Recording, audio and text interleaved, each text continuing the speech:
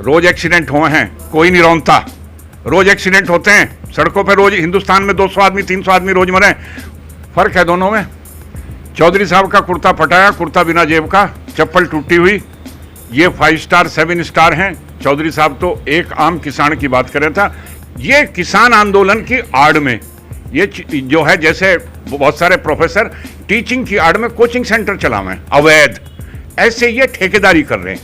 अच्छा वीरेंद्र जी, मैं आपसे पूछना चाहूँगा, ऐसा क्या करे राकेश टिकैत और नरेश टिकैत यानी महेंद्र सिंह टिकैत की संतान कि उनसे आप खुश हो जाएं, उनकी बात करने लगे, वो पुरानी दोस्ती वापस से लौटाए? ऐसा क्या करना चाहिए उन्हें?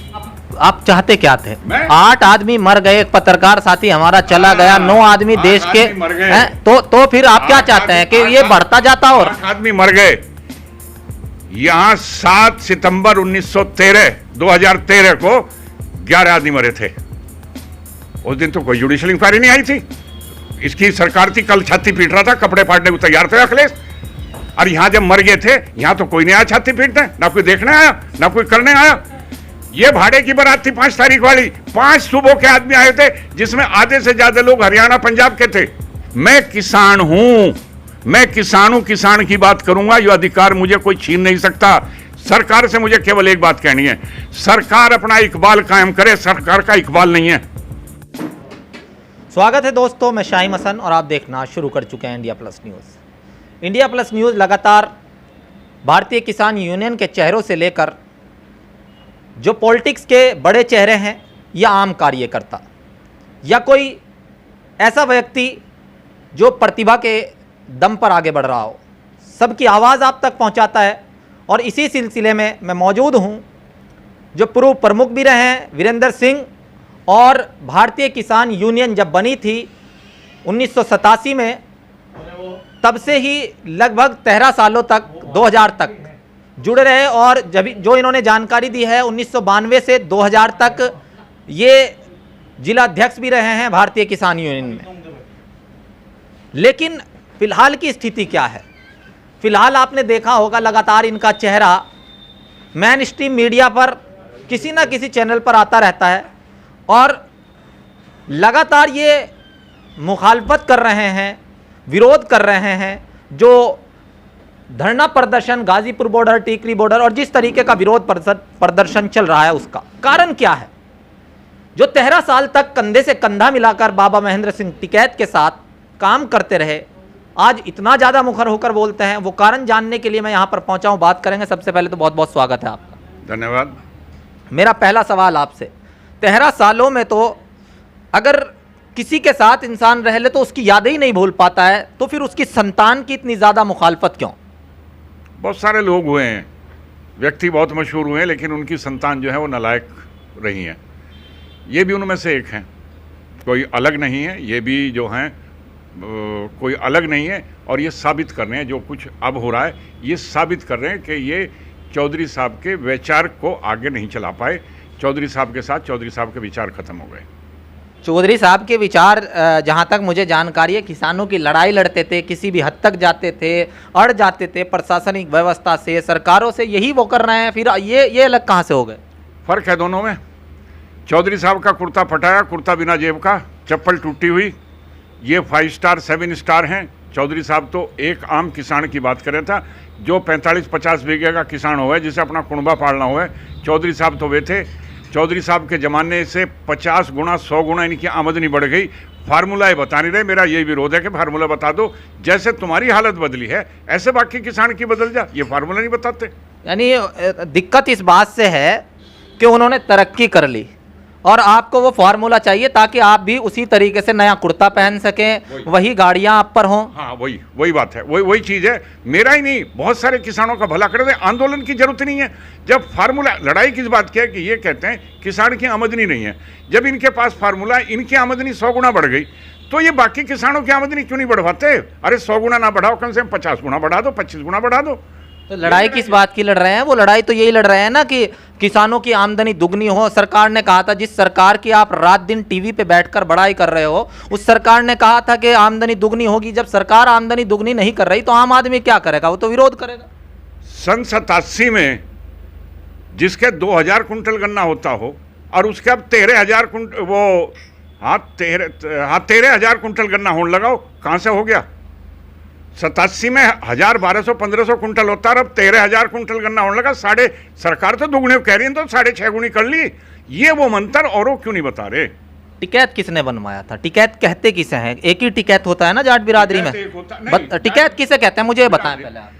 बालियान खापका चौधरी का उपनाम है टिकैत। एक ही होता है ना? एक। तो जिसे बिरादरी ने टिकैत बना दिया हो, बिरादरी ने नहीं, बालियान ने, बालियान खाप ने अगर टिकैत बना दिया, और बालियान खाप ने जिसे टिकैत बनाया उसने अपनी संपत्ति, अपनी संतान को तरक्की दे दी, उससे आपको क्या दिक्कत हो सकती है? किसने दे दी तरक्की? बालियान खाप ने। बालियान खाप का चंदे से अगर बना हो तो भी जाने दे दो हिसाब के, भाई इस खाप से ये चंदा आया।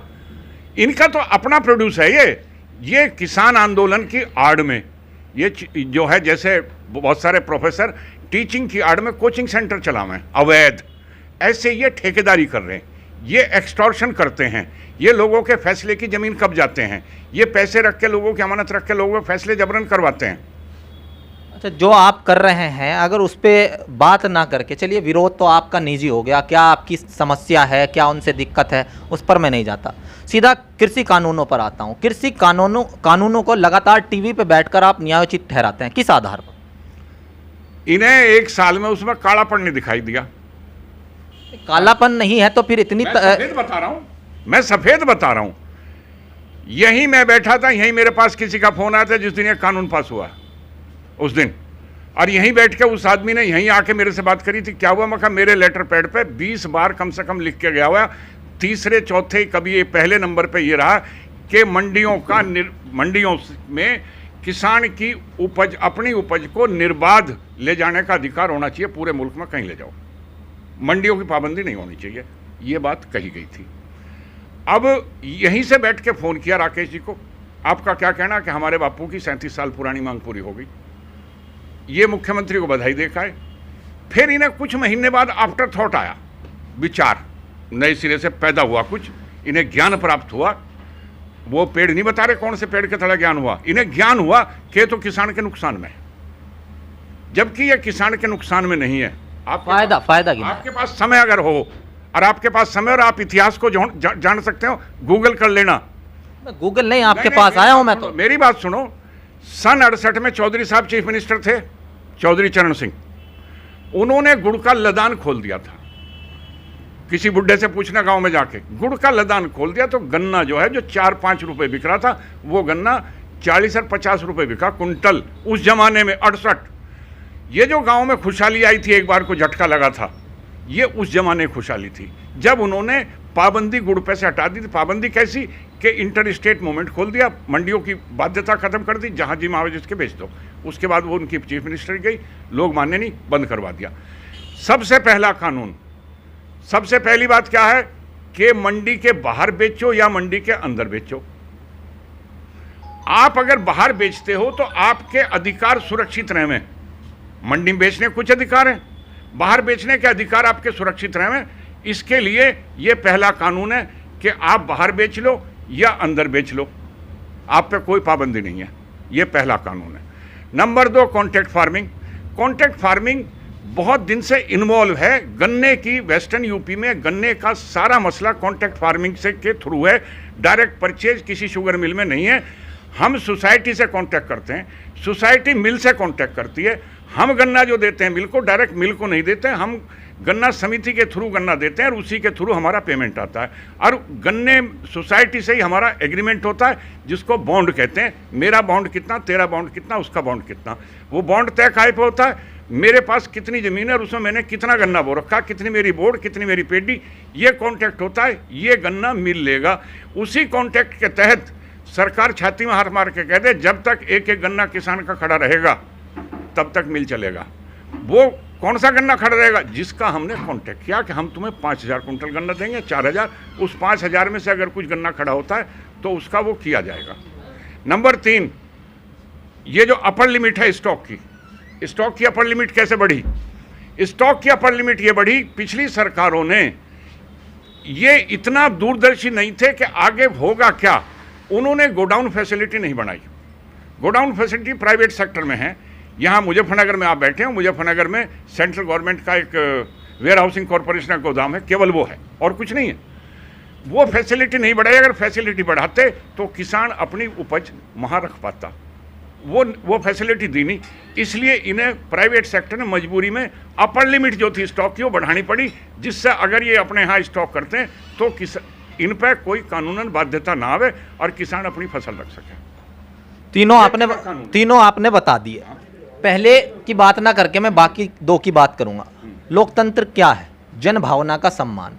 जन भावना डरी हुई है सरकार की उन नीतियों से जिसमें वो लगातार निजी हाथों में सौंप रहे हैं। उनको डर है कि कहीं हमारी जमीन ऐसा ना हो निजी हाथों में सौंप दे। क्यों सरकार उस डर को खत्म करने के लिए पीछे नहीं हट जाती? आपने कहा स्टॉक जब ज्यादा होगा तो क्या उससे ब्लैक नहीं होता है? आपका तजर्बा, आपका अनुभव इन चीजों पर क्यों नहीं रोशनी डाल रहा? हम एक मकान के नीचे बैठे हैं, इस डर की वजह से कि लिंटर गिर जाएगा और हम उठ के बाहर भाग जाएं। ये स्पेकुलेशन है, ये ऐसा हो जाएगा। ये 1.5-2 सूबे का आंदोलन है। यूपी में केवल एक जाति और उस जाति में भी एक गोत्र का आंदोलन है, आमतौर से नहीं है। आप कहते हैं जन भावना, क्या भारत के उत्तर भारत के 2-2.5 सूबों तक रह गया? 2-2.5 क्या सूबे? यूपी बहुत बड़ा जिला, इसमें केवल 5-4 जिलों में इफेक्ट है, और कहाँ है? आप ये जो जन भावना, वो जो केरल का काजू का और उसका किसान है, इलायची का, लौंग का किसान है, वो जो कश्मीर का केसर का किसान है, वो जो असम का और उधर नॉर्थ ईस्ट डिस्ट्रिक्ट का जो ये अपना, अरे कौन सा फल है वो जिसको कहते हैं वो अनानास, उसके किसान की बात भी कोई कर रहा? ये आड़तियों का आंदोलन है, इसमें आड़ती जुड़े हुए क्योंकि आड़तियों का हित है। और आड़तियों के हित के अलावा आपको ताज्जुब होगा, सरकार खरीद करती थी पंजाब और हरियाणा में, आड़ती के खाते में पैसे जमा थे, आड़ती बेचता था। अब की बार हुआ है, अब की बार आड़ती बिल आ गए। ये आड़तियों का आंदोलन है, आड़तियों का कमीशन है, आड़तियों की वजह से। और आड़तियों की आड़ में चाहे बादल हो, चाहे कोई और हो, चाहे कोई और हो, ये सब बड़े आड़ती हैं। यही हाल हरियाणा में है। और आड़तियों के हितों पे चोट लगी तो ये बिल आए और इन्होंने चंदा दे के बाकी लोग आगे कर दिए, जैसे किराए पे फौज लेकर लोग लड़ा देते हैं, या अपने साथ गुंडे बदमाश रखे हैं, वे लोगों को मारे हैं। ऐसा भी क्या बिल कि सरकार जो है गाड़ियों के नीचे रौन दे सरकार के आदमी? ऐसा भी क्या? इतनी जिद क्यों सरकार की? इतनी जिद क्यों? एक बात सुनिए, आप रोज एक्सीडेंट हुए हैं, कोई नहीं रौनता। रोज एक्सीडेंट होते हैं सड़कों पर, रोज हिंदुस्तान में 200 आदमी 300 आदमी रोज मरे। वो हालात क्या थे उस बारे में टिप्पणी नहीं करूंगा, क्योंकि ऑलरेडी उसकी जुडिशियल जांच शुरू हो चुकी। उन हालात के बारे में मैं टिप्पणी नहीं करूंगा। मैं अदालत से बड़ा नहीं हूं, मैं कंटेम्प्ट कोर्ट में नहीं फंसूंगा, उस पर नहीं बोलूंगा बिल्कुल भी। हाँ, क्योंकि वहां सरकार फंस रही है ना, इसलिए नहीं बोलेंगे। आप वो वीडियो देखिए ढंग से, वो जो डॉक्टर्ड वीडियो आज दिखाया गया है जिसमें स्पीड स्लो कर रखी है, वो दिखाइए। मैं सरकार का दिया नहीं खा रहा, सरकार कुछ नहीं कर रहा, अपनी खेती करूं, अपने बल पे चलूं, अपनी गाड़ी में बैठूं। मैं किसी का दिया नहीं खा रहा, किसी का चंदन ले रहा। अब मेरा धोबी, मेरे कपड़े, ये आज भी कपड़े 2 दिन के हैं, 2 दिन बाद कपड़े बदलता हूं। सरकार के दिया नहीं खा रहा कुछ भी। और सरकार का दिया अगर खाता, मैं दंगे में जेल काट चुका हूं। मैंने कोई पर्ची नहीं बुनाई कहीं। अपनी खेती करूं, ठाट से करूं, बढ़िया खेती करता हूं और अपना खर्चा अपने बल पे निकालूं। अच्छा वीरेंद्र जी, मैं आपसे पूछना चाहूँगा, ऐसा क्या करे राकेश टिकैत और नरेश टिकैत यानी महेंद्र सिंह टिकैत की संतान कि उनसे आप खुश हो जाएं, उनकी बात करने लगे, वो पुरानी दोस्ती वापस से लौटाए? ऐसा क्या करना चाहिए उन्हें? जो वकील मुकदमा ना लड़ सके, जो वकील मौकिल का मुकदमा ना लड़ सके, उस वकील को वो फाइल मौकिल को वापस दे देनी चाहिए। ये वकील 12 दौर की वार्ता के बाद किसान की बात नहीं कर पाए। इन्हें फेल वकील हैं ये। इन्हें आराम से हाथ जोड़ के माफी मांग के किसानों को कह देना चाहिए, भाई हमारे बस का मुकदमा लड़ना नहीं है, नए लोग तय करो जो जाके बात करें सरकार से। और वे नए लोग सरकार से बात करके वो अपना इसे निपटा ले मामले को। और जज तारीख देने पे अड़ा हो, अगर वो ना फैसला करना चाह रहा हो, उसका मकसद ही ये बन गया हो कि तारीख पे तारीख, एक दिन वकील खुद सरेंडर कर देगा कि साहब जो करना है कर लीजिए। सुनिए, ये कल केवल इस आश्वासन